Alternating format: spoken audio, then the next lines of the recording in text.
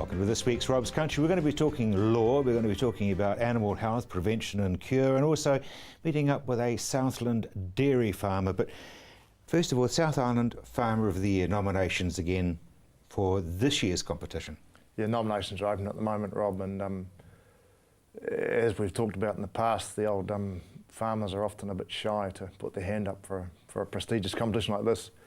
And so in the last couple of years we've had the ability for people to nominate successful farmers, and yeah, we'd like people to think about that now, and if they know someone who's quietly getting on with the job, let us know, or let me know, or even just put a nomination in, and we'll follow them up. Yeah. I mean, the winners, I mean, last year was Peter Yeelans. I mean, he absolutely exceptional, but you don't actually have to be Peter Yeelans to be able to do very, very well in the contest. No, the contest doesn't relate to size, but Peter's story was fantastic, and that was an example of what one man can do in a lifetime, and that's what I love about this this competition, is the stories that come with it, and how people have built up, you know, quite interesting, quite smart businesses through persistence and perspiration in their lifetime, and we often don't see that in agriculture, but or it's not told. But there's some really big businesses and really successful farmers that just go on quietly and do their thing, and we'd encourage people to nominate them, or to talk to them, or make them consider entering the competition. I was just thinking about corporate, because there's a swing towards corporate, and Synlait Farms is another one of your winners.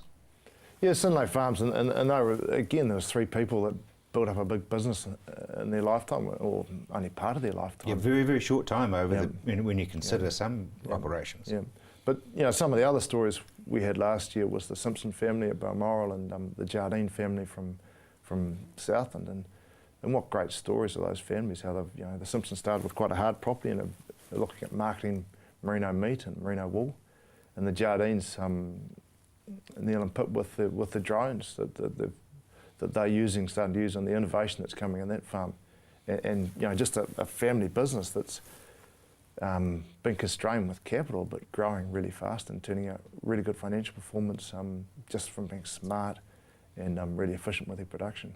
So I guess, Ben, we're looking at neighbours, we're looking at stock agents and stock and station agents in particular, lawyers, accountants, especially accountants, saying, hey, doesn't what we ever thought of, or I'm going to nominate you, you're going to have to say no when they ring you. Yeah, no, those sort of people, they know their clients that are good clients. Yeah, they recognise them all the time, they're dealing with them all the time, and it'd be great if they can think about the competition and just put a nomination in form, and then we can have a discussion with those with their clients or people they know that might be useful for the competition. Yep. My perspective of the competition is that it's a win-win. I mean, the people who win it obviously get the accolades, but they also get a lot of advice and a lot of insight from other farmers, and they probably gain as much knowledge as they give out. We've made a focus of the competition as being a learning experience, and there's learning the whole way through. So each contestant will be judged, and then they'll get a feedback report from the judges on their farm. So you get a free opportunity for some farm consultancy, really, and even the process of getting ready for those judges and actually having them on the farm for the day. A lot of contestants say that's a really informative process for them. The other benefits come from being involved with some really smart, clever farmers, and that networks and contacts that come from entering are just I think they're really worthwhile long term. It's the rubbing shoulders with the other contestants. Yeah, and you've been to the competition, Rob, and just the finals night where they present their stories, just the excitement of that. I mean, that's a great night. I love that night, and the stories and just the energy that comes from that is just fantastic. And a lot of people, I guess, don't have the opportunity to stand up in public and tell their story, having researched, because they probably don't actually understand what they've got until they start to research and put it into words. Yeah, well, you get great. So, and you remember Snow Loxton bringing in some lupins and telling his story about lupins, the Mackenzie stuff, and how transformational potentially that new species, or that using that species, can be. And the story around the lupins, that comes from from years of research at David Scott's at Tekapo, and it's starting to be used now, and people have found ways to put it in their systems. And those are the stories that that I think are great to spread out there and get people to tell. Because as I say, the old farmer, likes to get on and just quietly go about his business. Mm. But if we can share those stories, it helps everyone. It helps those people as well in the competition. And it's a great incentive to actually research yourself as well. Yeah, well, I think the researching yourself, it helps clarify where you want to be as a family, and helps, set your direction for your business. Yeah, it's a great learning experience. Yeah. To get your name on that trophy, I mean, there's some brilliant names on there. Oh, it's a prestigious trophy. Yeah, no, it's well worth it. I think the learning, there's the people who enter, they don't just say that the winning, is the most important thing. It's actually being through the process and connect with the people and clarifying their business, and all those sort of things that also add as well. Ben, tell me about your sponsors, because without the sponsors and the involvement of Lincoln University, it would be hard work. The Lincoln University Foundation is the prime funder for the competition, but the other sponsors, the BNZ is a great supporter of the competition, and they also sponsor a separate award for human resource management. Silver Fern Farms is a good supporter as well, and they're an innovative company that's got a plate to pasture philosophy, and they sponsor a plate to pasture competition.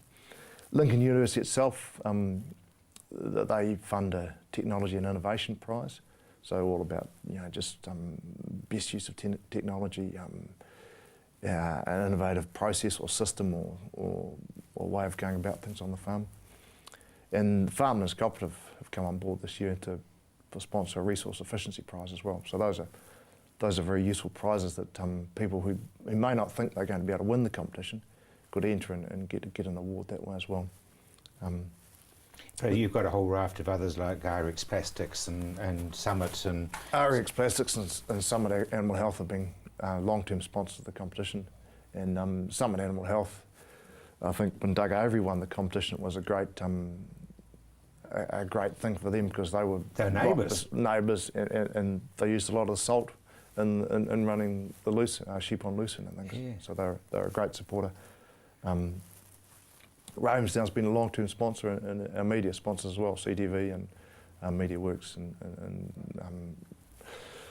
All we need to do is just take home message, Ben, is if you know somebody who could benefit from being in there, who could possibly win one of the categories or the main prize, nominate them. Your phone number's at the end of the program, incidentally, but otherwise just go to Lincoln Foundation, I guess, if you Google that. Lincoln Foundation, yes. And we'd encourage people who maybe at the beginning of their careers to also think about entering the competition, because if they come in once, maybe now, and then they can come back in 5 years' time, what they've learned now would help them to win the competition in 5 years' time as well. And we want to get those stories out there of those young people that are pushing the boundaries a bit. Brilliant. We're looking at excellence, and that's what you've got with the South Island Farm with you, Ben. Thank you very much indeed. Still to come on the program, we're going to be talking animal health, prevention and cure.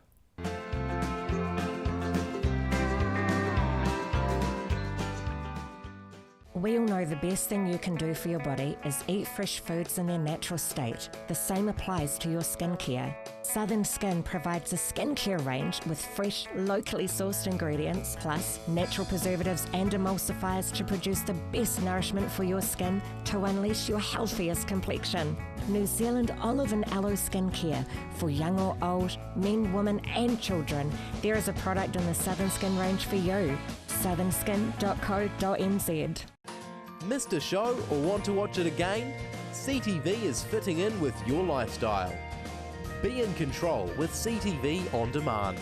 Check out our website and follow the links. ctv.co.nz.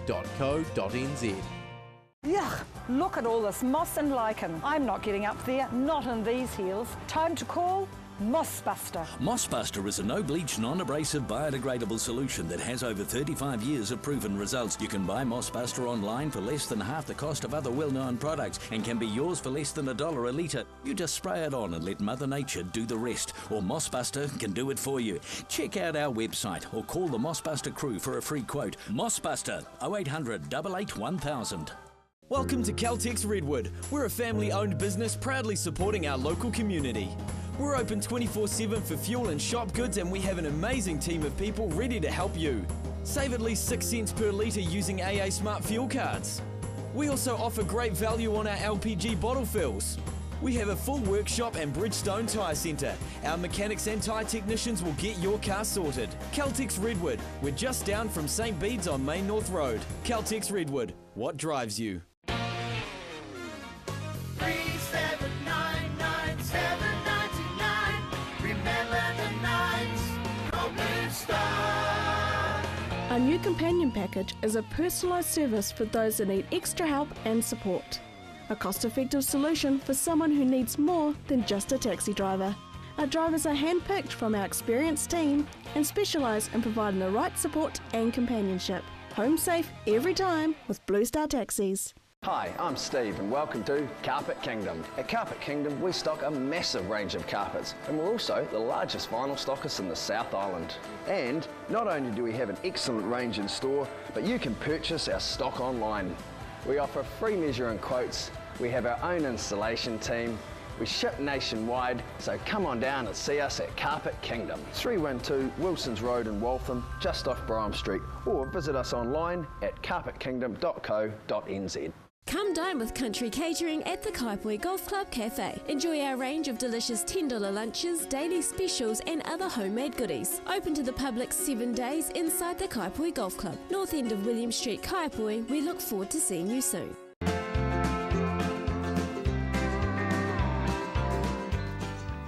Welcome back to Rob's Country.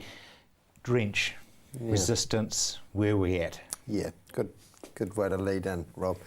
So I guess what I wanted to talk about today was perhaps looking at other mechanisms or other ways of minimising impacts of internal parasites on stock without immediately thinking about reaching for a drench gun or drench. We're very lucky actually that in the last few years we've just had 2 new families of drench launched, but 25 years prior to that we had a quarter of a century with very little on the horizon, and it got quite scary in regards to the development of resistant populations of parasites. And so I think it's in everyone's best interest to start looking at these things a little bit more sensibly than what we have in the past, and perhaps when we talk about parasite control, not just simply thinking about drench, because there's a lot of management factors and management things we can do to minimise the impacts of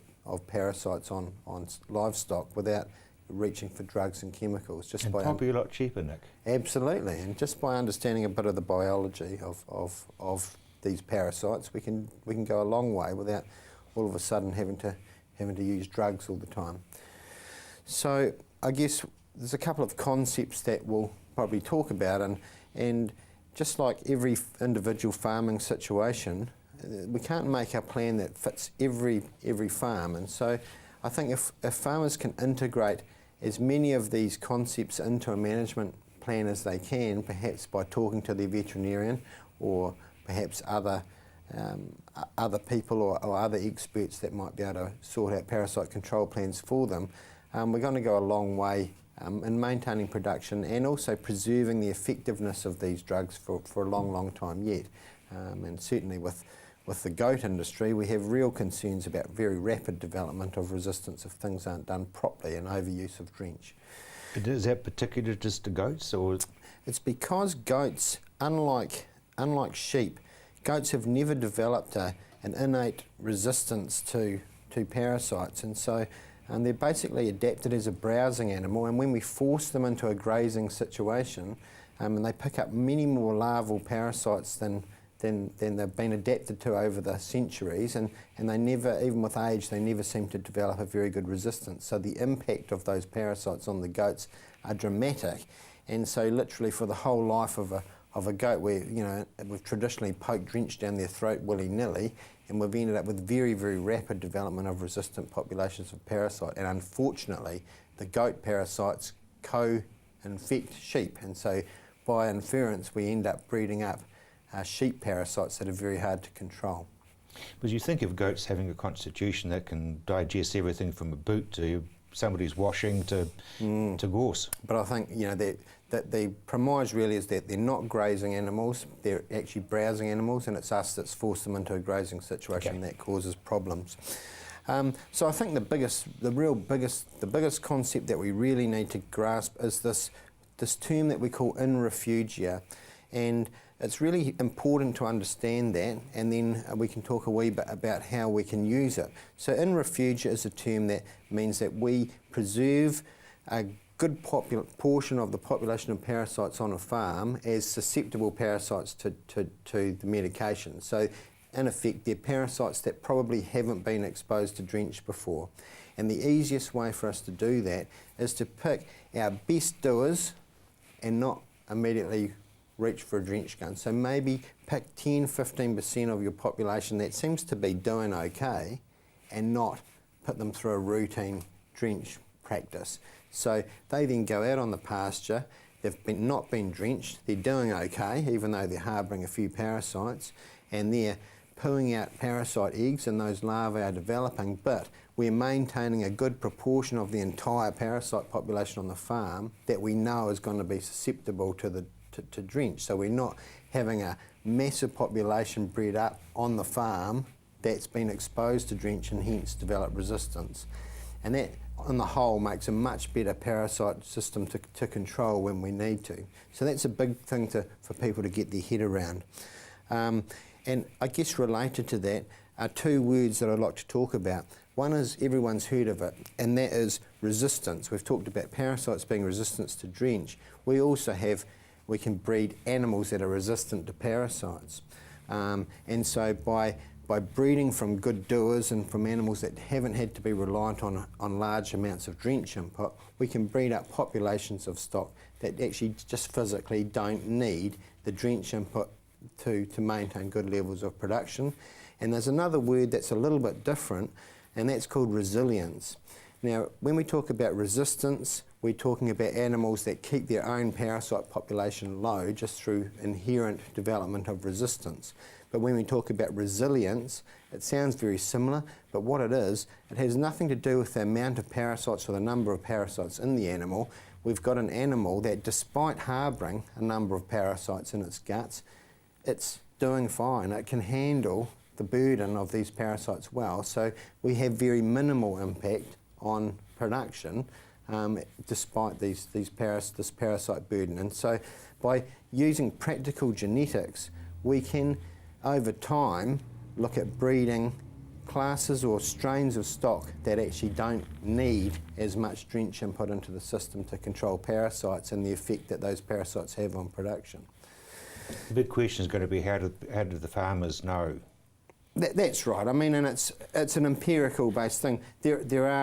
We're getting into eras where we have more technical availability, and certainly, you know, the molecular scientists are isolating genes that code for resistance and resilience. And of course, once we find those, it should be a fairly simple matter of perpetuating those genes. But simply by looking at for instance, we talked about using in refugia, and so simply by looking at a group of animals and perhaps taking a proportion of animals that aren't daggy and using them as an in refugia source, so we're not going to drench those animals, their live weights are relatively okay, they're not daggy, they're not showing any clinical effects of parasitism, let's not touch them with drench.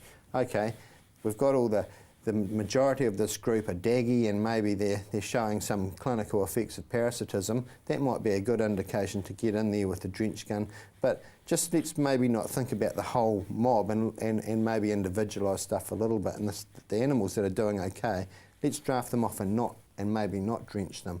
And we're going to look after the parasite status of the whole property as well as the longevity of being able to deal with these issues with drug therapy if we're doing that.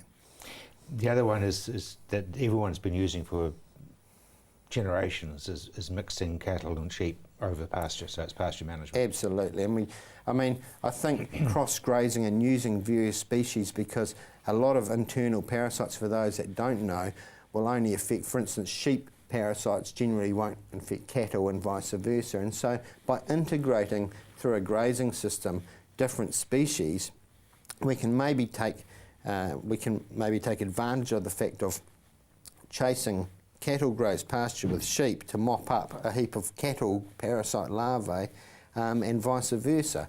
And so by that way we can keep larval levels on the pasture very low without again having to touch drench. Goats, I mentioned goats before.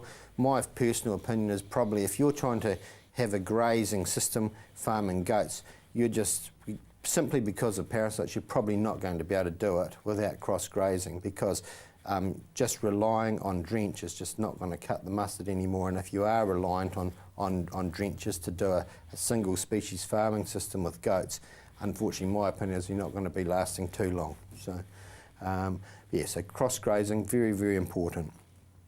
I think monitoring, it's an age-old technique of using fecal egg counts, monitoring and maybe doing fecal egg counts in groups of animals and only using drench when we've obviously got high parasite burdens, another good thing, rather than a routine management technique, just reaching for drench all the time. So and as I said at the start, it's a lot cheaper. Absolutely. So there's a lot of these things that can fit into a system with good advice. One system doesn't fit all, but individualising for properties, that's the way to go, and get some good technical advice. But don't just equate parasites with drench. There's many other things that we can use. Thank you very much indeed. After the break, we meet a Southland farmer who is ex-Holland from one extreme to the other.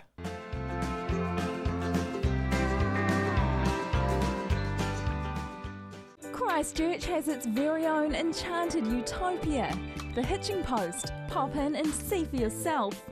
A magical assortment of handmade creations, custom-made candles and artwork. Choose from our huge range of water features, garden art and imported giftware. Specialists in handcrafted metal artwork made in store. Nestled on 722 Marshlands Road. The Hitching Post, defining art our way. My son's helped me greatly with my independence now that I've got more mobility. Mum, I've been looking into stand assist chairs from More Mobility. They recline back with a footrest, then when you want to get out of them, they stand you up. You can even sleep on them. More Mobility can bring one out for a free trial. There's even electric beds too. What do you think? For more range and more expert advice, see More Mobility, corner Clarence and Princess Streets off Blenheim Road. What a difference More Mobility makes. Come on down to Ferrymead Golf. Care for a game of paintball? How about some swings on the old driving range? Or on our par 3 9-hole golf course? Test your skills on the mini golf course or have a go at the airgun shooting range. Then relax at the Wow Cafe with one of our super succulent Wow Burgers. Whether you want to perfect your swing or are looking for a fun family day out, come down to Ferrymead Golf, 50 Ferrymead Park Drive, right next to the Ferrymead Heritage Park. Avoid the monkeys when it comes to relocating. Trust A1 Movers, a family business since 1993 that guarantees a professional job every time. We carefully handle and wrap your valued items, ensuring they have a safe journey. Secure storage and insurance options are also available. A1 Movers, the careful, caring moving company. Oi! Hi, I'm Caitlin, the naturopath here at Staywell Pharmacy. Working with the pharmacist, I use herbal and nutritional medicine to recommend natural alternatives for your health. This can be to counteract any side effects of your medication, general health advice, or natural options for you and your family. I'm also available for consultations. So come in and see us at Staywell Pharmacy, 27 Shands Road, Hornby. Staywell Pharmacy, live well, stay well. Come in and meet the locals at the Bush Inn Centre. Whether it's to grab a coffee on the go or to catch up with a friend over lunch or dinner, the Bush Inn Centre is the perfect place. With our unique range of shops, you'll find everything you're looking for and more. Our friendly locals are always happy to help. We have plenty of parking at the Bush Inn Centre, making your shopping experience just a little bit easier. So come in, meet the locals and shop Bush Inn. You'll find us on the corner of Riccarton and Waimari Roads.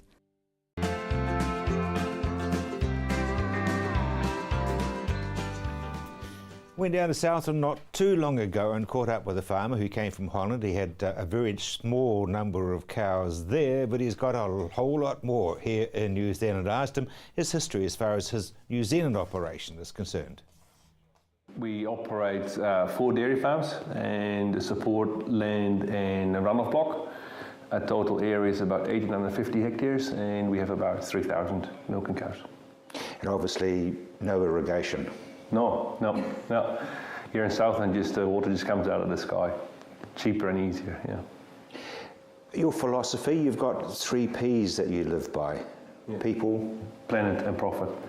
Basically, it's your economic, environmental and social sustainability. And I reckon, it's a bit well-worn thing, but it's like a 3-legged stool, and anything you do on the farm has to really make sense on all 3 levels. And so if you make a lot of money and you like it a lot, but your stuff with the environment is not really going to work, basically all the 3 criteria have to be met for something to be successful on the farm. Let's talk about people first. Yeah. You're talking staff or you're talking contacts off farm? Oh, and both really. Basically, I think I see that the enjoyment people have in their work and their opportunities for growth within an organization, but I also think as an industry we have to be aware on how we fit in the wider community, and basically odors and stuff like that and pollution. If we can't really be ignorant to how people perceive us as a dairy community, so we'll just have to make sure that we fit in the wider society. That automatically makes you think about pollution and nitrate leaching and the whole thing, and that comes to planet. Yep. Yeah, I think planet is very important. I think, but the thing with planet, it's the easy option now to say, you know what, I want to be really environmentally sensitive, so I'm going to produce less, because actually the African farms that have like 2 or 3 cows are the worst ones for the carbon footprint per kg of milk solids. So I just really think that the planet should be keeping your environmental footprint down, but also keeping your production up. And the big opportunity I see for the dairy industry is just making sure we do more with less, making sure we get more milk output, more milk solids out of less feed, be more intensive and be more effective and efficient. You're planting trees? Yep. We planted a lot of trees, yep. Which is flying in the face of a lot of people's thoughts, but that's more sort of further north because of irrigation. But trees are an important part of your planet philosophy? Yeah, definitely. And we actually, well, to be honest, this whole carbon trading thing has been a bit of I don't really understand it with my simple farming brain, but we've got 100 hectares of plant plantation that we had under the environmental, the carbon trading thing. And we actually took it out, but yeah, we do have 100 hectares of pine plantation to offset our carbon footprint on the dairy farms. To me, that's pretty big, because normally you'd say that area of 100 hectares should be producing grass for cows. Yeah, but in all fairness, it is higher up the hill, so it's not my prime land that is sort of put into trees. But no, I just do really enjoy the feeling that we do increase production, but I just really am quite passionate about leaving the stuff to the next generation, at least as good as what we found it. And it's nice to come across somebody who's in the dairying industry who's doing that sort of thing, because the perception is that you don't. Yeah, true, but I'm actually not so sure how true that perception is. I think a lot of my peers actually are quite passionate about the environment, just quietly. Let's talk about profit. You have got a benchmark set by what you call the Dutch line. Yep. Well, the thing is, we are still talking the 3 Ps really, but planet, profit, and people. But the thing is, the Dutch have been able to keep their output the same, or actually increase their output while dropping their environmental footprint, and that's really what I like to do. So basically, I want to produce more while having a lower environmental footprint. And the Dutch have been able to do that since 1980. The dairy farming industry has lowered their environmental footprint. And I think that's quite inspirational, personally. Let's talk a bit about balance. You've committed yourself to balance. Yeah. What are you wanting from them? Well, there's actually a few things that sort of played a part in the decision making, and the one is that we've got a reasonable sized business, and when you want to intensify that, it sort of creates some challenges. It's quite easy to be intensive on a small scale because you just know your cows intimately just about, and so it's easy to keep track of everything. When you have a big operation and you just go with the flow, well, there's no grass or whatever, then there's no grass. That's easy, everyone can do that too. But if you want to intensify and you want to set the standards and you make sure that your cows are well fed every day, it's actually quite a challenge. And so we really feel that to do that, you actually need to do well on 3 levels. You need strategic knowledge, analytical knowledge, and practical knowledge. We've got the practical knowledge. I'm a bit of a dreamer, so we've got the strategic knowledge, but it's the analytical knowledge that's actually where it's sort of where we feel the pressure a bit, and that's where we really feel that the Egg Hub is going to make a difference, or we hope it's going to make a difference. So basically, gathering all the information, making sure we get the right information into a place that we can analyze it and optimize it. So basically, you're giving questions to the organisation and saying, I want the answers to these questions. Yeah, basically, I mean, I can really see a good place for this Egg Hub, actually just in gathering all that information, getting it to a central place where we can actually do something with it, like stuff like your fat to protein ratio, your milk urea, your soil moisture, all these things. Like you really want to optimize them if you want to set the standards on how you want your business to perform. So that's really one thing. And the other thing, we do import quite a bit of feed, and I really like the link between the feed business and the fertilizer and the total nutrient story. I can really see a lot of sense in that as well. So how often do you want new information? All the time. I mean, that's the thing. Like it has to be current, and it has to be. The thing is, you want to have like really short learning cycles. Like if you go somewhere where not a lot of people have gone, you want to find out really quick if you're going off track. So you really want to have like short learning cycles and really sort of immediate information out of your business. Does it need to be a very simple form so that some of your workers can understand it? No, not necessarily. We employed my son as he's done a graphic design education, so he has not really an education within the farming industry, but we employed him, and half of his job is actually going to be to analyze it all and keep track of it all. And so I see it more as a supportive stream to support the guys on the ground, if you like. It's almost like having a professional alongside your accountant and your bank manager and your lawyer. Yeah. And it sort of that needs to be optimized, and we need to keep track of it all and make sure it's all right, sort of thing. Because the thing is, when they drop production or whatever, like when you're not on the ball there, you're just making the right decisions, but about 3 days too late, if you like. So I mean, it has to be really immediate, like it has to be right there and then. You have to have the right information to make the right decisions. How important is it to talk to your field reps?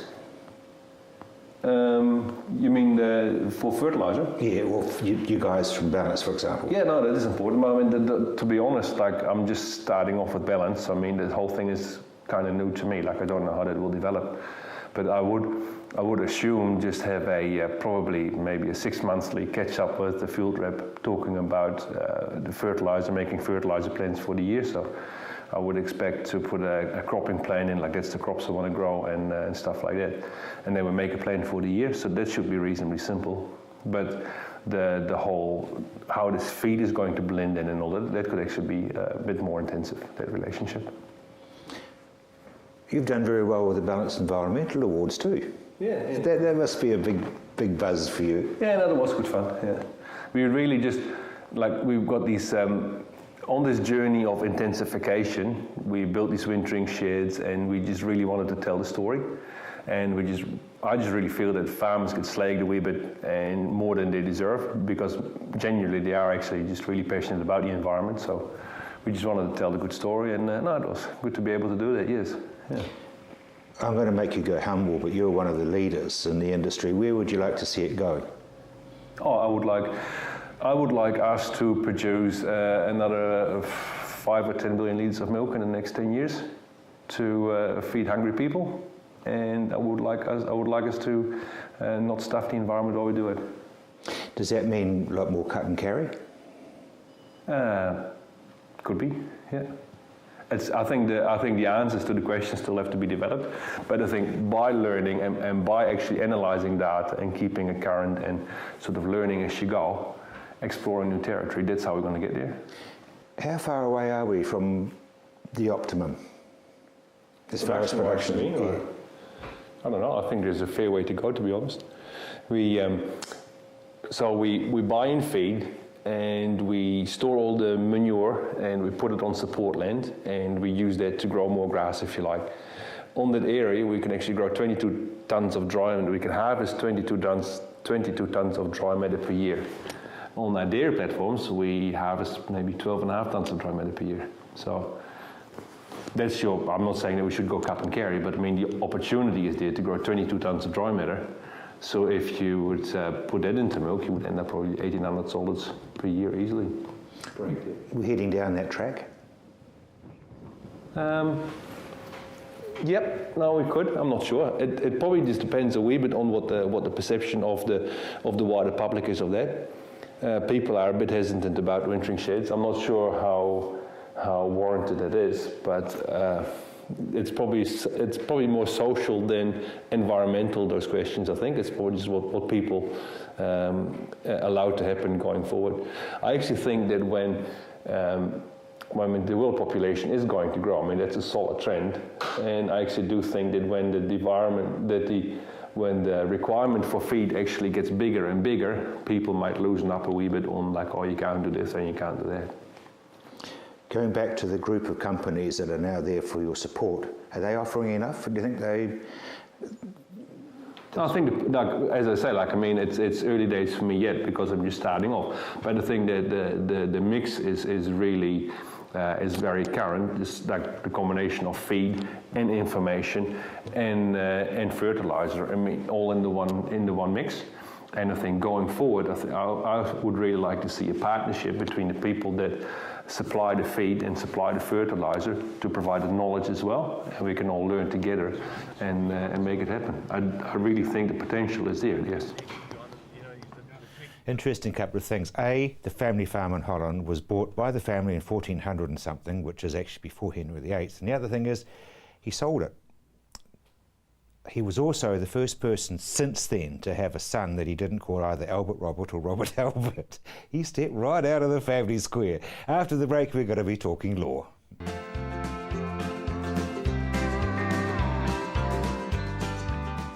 Blackwells has a proud history presenting leading vehicle brands, extensive backup and service for a total one-stop driving experience. Holden, Mazda and HSV new and used vehicle sales, servicing, parts, paint and panel, Isuzu truck sales and service, all together in one convenient location. More selection, more value, more quality and more reasons to make Blackwells your #1 choice. Visit Blackwells today, corner Waterloo Racecourse Road, Sockburn, or online at blackwells.co.nz.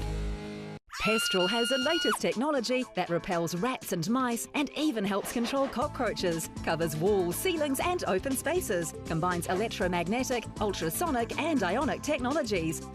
Harmless to pets and people, just plug it in. Order your Pestral rodent-free today. Now $149.90 plus courier. Order within 20 minutes and get it courier free. Call 0800 88 88 44 or go to pestral.co.nz. Potholes. To some, a simple hole in the ground, causing no harm and no concern.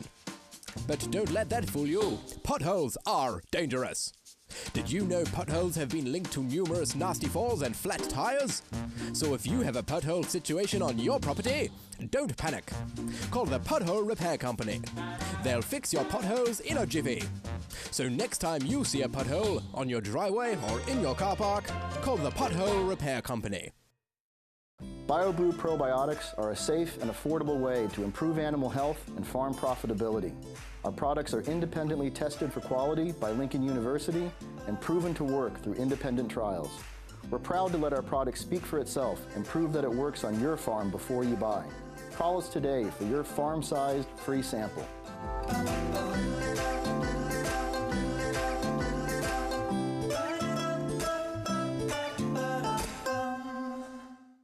Action Removals, offering short or long-term storage facilities, full packing services, comprehensive rates, all fully insured and with 6 vehicle sizes to choose from. Earthquake repairs? Action Removals pack, move, store and return your valuable possessions stress-free. Action Removals, a family business that has been operating in Christchurch for over 10 years. Action Removals, your one-stop removal service on time, every time. 0800 222 526. One of the biggest challenges facing anybody is storage, or more to the point, a lack of it. That's where Russell and Rob come to the rescue. Their array of shelving and storage solutions is limitless. They can design and deliver exactly what you need, from shelves for the office, a workbench or storage for containers. These guys are one and only call you need to make. Shelfmart, shelving your concerns about storage.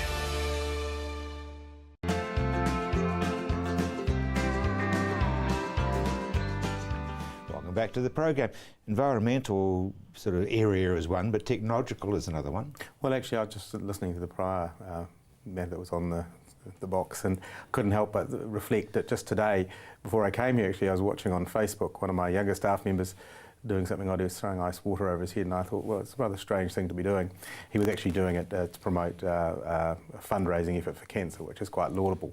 But also, obviously with my other hat, when I'm in the family court, I've been seeing rather more frequently than we need to other people's technological footprints by way of the internet, by way of email, tweets or whatever, and Facebook, where you need to remember that if you put photographs of yourself on, embarrassing personal photographs of yourself, sometimes we've been talk about getting those removed, we're on Facebook or other things, but they're frequently finding their way into court files, and they stay there for a very long time. So next time, this is probably, I was going to say address only the younger members of the audience, but it's not true, regrettably. Be very careful about the footprint you leave, because it can be left in all sorts of places and on court records that you'd rather it didn't get left on. And it's not always you that puts it there. Well, no, that's the other thing. There has been increasing times when people take advantage of the myriad of opportunities to put information on various networks, be that by way of email, again, the internet, in its various forms. So in those circumstances, if that ever happens again, you should really get straight away to your provider and or your lawyer and make sure that's removed. But it's scary that it can go into the court system and stay there? Well, certainly, if you're putting stuff on the internet, you should be, or on Facebook, whatever, you should be aware that it can end up on court files and remain there for a very long time. And be brought up as evidence against you, as they say. Yes, and they say a picture tells 1,000 words, so you really, really don't want that sort of information. You just need to be cautious, and I think probably what over recent times tells us we need to be more cautious about the level of personal information we make available. There's certainly safety aspects in terms of your own personal information, but also, as I said, it can end up in all sorts of court documentation. I mean, we frequently now have emails, tweets, that sort of information being made available in court documentation to support a particular point one or other person's making. And very briefly, of course, a prospective employer is likely to go and check there as well. Well, that's the other thing. All this information is available, and yes, prospective employers are and are quite able to use those resources to look at what the employee is getting up to, or a prospective employee. So I think it just causes us all to reflect before we get too carried away with the information revolution. What seems funny now may not be. Exactly. Jimmy, let's talk about succession. Well, the succession, of course, I'm going to talk about that in terms of my own firm, but of course that relates back to the issue of farming succession. In our own firm, it's very good news for us. We've, having endured the changes associated with the earthquake, we've moved and we've just now got our fit out virtually completed. We've got half it done, and another 4 months the rest will be done. So half the firm are in very pleasant new offices with all the great modern technology. And the other half love visiting them. Yes, exactly. There's a bit of that going on at the moment. There's a bit of the have and the have not. So we're hopefully trying to resolve that. And at the same time, we've taken on 2 new partners who will, I think, hopefully by the end of the year, they'll be inculcated into the firm, and that's really good to keep that youthful approach and those new ideas coming in. But of course that's exactly the same as the perennial issue for a farming family, is to keep the farm going in some shape or form, so it can provide obviously the income, but also that lifestyle and that unique association which New Zealand has with the land intact. I think farming families are a bit like small businesses in town. They're the core of the farming community, because we've been early again in this item, we heard about the innovations associated with farming practices and how they need to be lauded and how they need to be celebrated. Families are usually at the core of that, and so if you think about maintaining your farm and the family and, you know, what's encouraging that innovation, you need to look at ways and means to do it. And of course the family trust is still one of the core mechanisms by which you do that.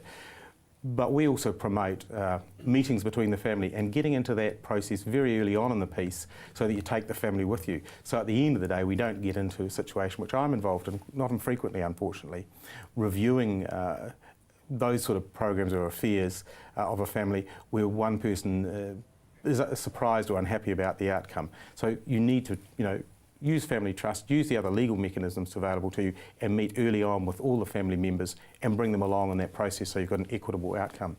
In my situation, my own personal one, is that I've lost both my parents in the last couple of months, but we knew everything. We're actually able to say we know exactly where we are at, and that's what you're saying is, for goodness sake, get the next generation in as early as you can. I think so. As soon as they are coherent, I was going to say that was in their 20, my son's 25, so I'll say 25 because he's liable to get a bit toey otherwise. But yes, at that stage you want to bring them in with their ideas, their plans, and then try and dovetail the two. It's not always going to be successful, but you've got a much greater chance of a successful outcome, an equitable outcome, and one that everyone buys into, because regrettably, capital assets associated with a farm have still continued to grow astronomically. And so it's always going to be a challenging prospect when you've got a number of members in the family to try and ensure that that farming ability is continued. And it's a case of our generation talking to the younger generation about their hopes, aspirations, but also making it watertight in case they make a wrong decision regarding partner or whatever. Well, again, exactly. You've got those mechanisms available. As I said, you've got trust, you've got relationship property agreements, and you've got companies and such like, and various mechanisms to have shareholdings, which actually will do the protection, but at the same time can create equity amongst non-farming members of the family as well. So there's a unique toolbox that you can utilise, and the sooner you have access to it, the better, and the more chance of a successful outcome. Saves you being the ambulance at the bottom of the cliff. Yes, or sometimes the villain when we're acting for another party, trying to bring down something that's generations. Exactly. I mean, you don't really, exactly. Yeah.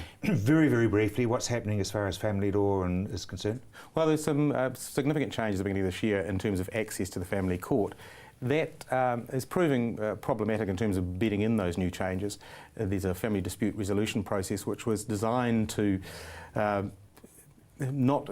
designed to get rid of the ambulance at the bottom of the cliff arrangement of ending up in court too early. Unfortunately, what's happened is that it's been sort of there's been a backlog of cases which mean it's not being able to be utilised in the way it was meant, and now there is a backlog in terms of trying to access that resolution dispute process itself. So it's a wait and see at the moment. It is hoped that there will be more resource pumped into that urgently, because otherwise, you know, some people might not get outcomes for months, and that will be very unsatisfactory for the people and also importantly for the children. Exactly, and we don't need that. Jeremy, thank you very much indeed. After the break, we're going to be talking horticulture with Jim Grierson.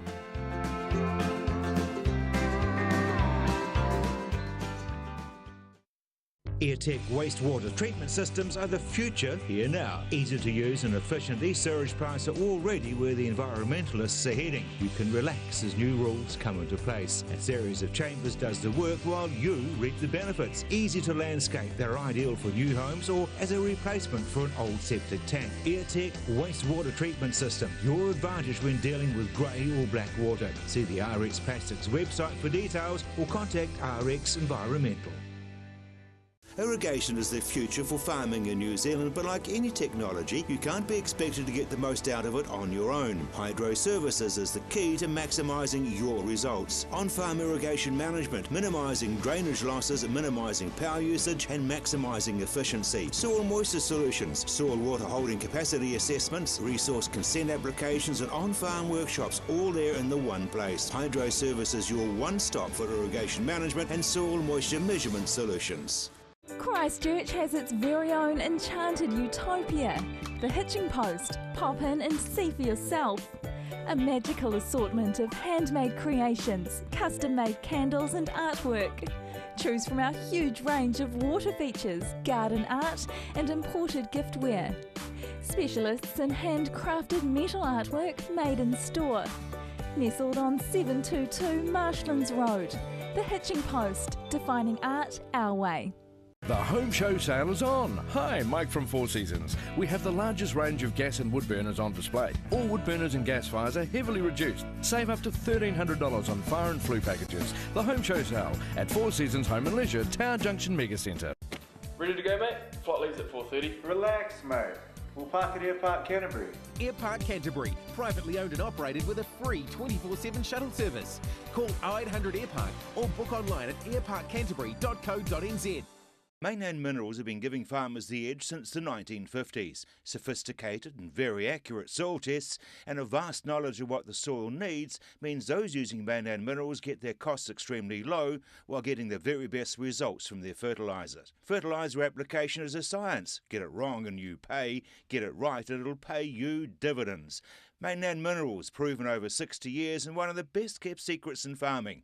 Contact the award-winning guys and turn your property around. Do you wear an earpiece or earmuffs? Do you have trouble hearing people or the TV? Do you have itchy ears? Then it's time to clear the air. Their gentle micro-suction technique is not only safe and efficient, but it's also performed by fully qualified, trained, registered nurse. Call for an appointment or Clear the Air can come to you. Need earplugs? We have swim, noise or aeroplane plugs and many more. No referrals necessary. Hear every moment with Clear the Air. Phone 0800 Ear Clean.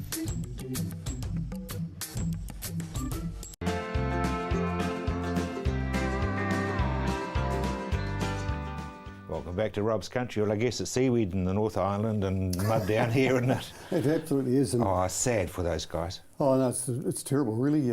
Gosh, they're suffering the worst drought for how long? For 2 or 3 year seasons, and now they're in up to their knees in water. And that's the way our whole life is going to be going forward, I think, Rob. We're going to see these contrasts. And we are going to have to change some things to work in all the things we've got to do over a farming year. It's quite interesting right at the moment. In July, traditionally we do get a bit wetter and we usually get colder. We usually have the snow and then along comes the ski season and then we get the frost and then we go into spring. Well, this year we've had a considerable amount of rain all throughout the country, even here on the east coast of both the North and South Island. And I'm sort of starting to say, well, look, we've had more than 2/3 of our annual rainfall. What's the summer going to bring? Probably nothing. Exactly, and that's the sort of contrast we're looking at. So growers and farmers have got to start to prepare for this. And I know it's easy when I know it's hard when you've got a whole lot of water around you or there's plenty of mud out there that you've got to check your irrigation to make sure it's right for the summer. But this is the time of the year to go out and flush the irrigation lines under trees and bushes and what have you, because they get a calcium film built up in them. They also can get, funnily enough, through drought, they can get weed penetration. So what actually happened, or root penetration, and what actually happened is that it's called root intrusion. And the roots of the weeds or the roots or root hairs of the actual plant that's around the tubes that go down in between them. And if they get a bit dry, roots go looking for water, and of course they go up inside the tubing, and they end up causing a little mat inside there. And of course, when it comes to the summertime when you want the water, done stuff doesn't flow through there properly. So you've got to put some chemicals through those tubes, and they have taps on the end of them, maybe long lines, especially in a vineyard or a big orchard, and you flush out those tubes with this chemical. It's mainly trifluorine. It is a herbicide. It won't hurt the tree or the bush or the vine or whatever it is that it's generally meant to be watering, but it will burn off those root hairs and clean the tube out. And and sometimes you've got to use the sulfuric acid and things like that to clean out the lines to get the calcium build up out of the lines. So this is something that has to be done over the next month or so for growers to have those all ready to go, because we are going to get dry. We've had a lot of rain and it's been consistent. We're going to get dry. Jim, there must have been a lot of damage done Coromandel and north of the North Island. Huge. I mean, we see the rain and we see the floods on the TV, but what we don't see is the bud damage and the branch damage and the avocados and the tamarillos and those sort of crops. I mean, they have really been devastated, and they take years to grow to get into production. So some of those guys are in deep trouble. There's no doubt about it. Right. their clean-up's bigger than most, but everybody should be looking at clean-up. Oh, absolutely. Yeah, most definitely. What was also happening out there, Rob, is that this time of the year is a critical time, especially July, to get your lime sulphurs on. Now, lime sulphurs actually clean the bark of the trees or the shrubs or vines or whatever. And there's all sorts of things there. There's latent botrytis or diseases that are not firing at this time of the year because it's too cold, but they are there, and if they can be removed by the lime sulphur, eating into them a bit, and they scale off.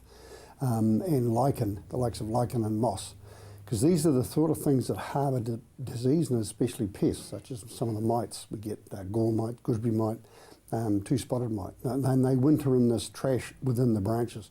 As soon as things start to warm up, away they go, and they're in a lovely environment. So if you can knock that environment out, it's a good way of, it's a bit smelly. The lime sulphur smells a bit like Rotorua, really. Yeah. But at the end of the day, it does a good cleansing job, and it's very economic to do. The varying rates to put that particular material on, depending on what crop you're on, it could be from 10 litres to 70 litres a hectare, but the growers know what rates to use. So that's a must for July. But what is also happening when you come to the cold time of the year, but the pears and stone fruit, some of the early stone fruit, nectarines and peaches are starting to break bud. Not very far away till late July.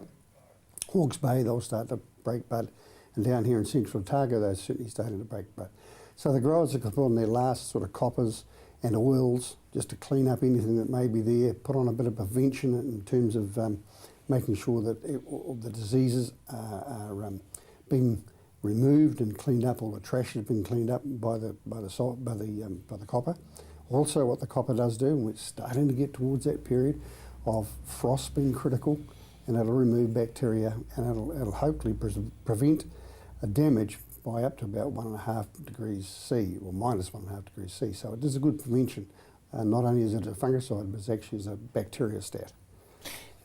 Frost protection, I mean, it must make people wake at night.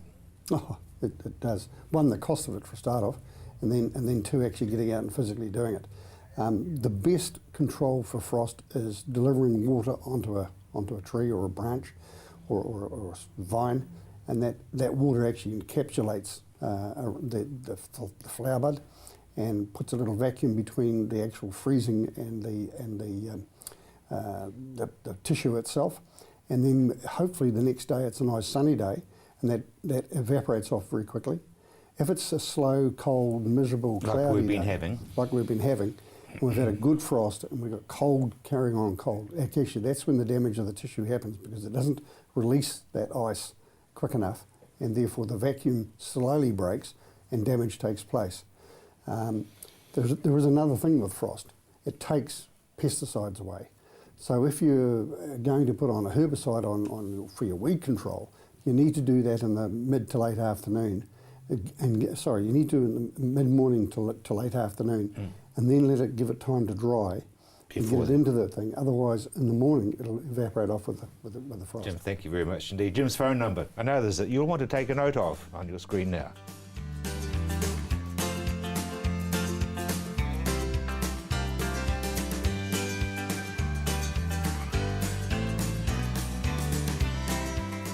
I'm Rob Cope-Williams. You've either been watching or you've just missed Rob's Country, but I will be back at the same time next week. Until then, bye now.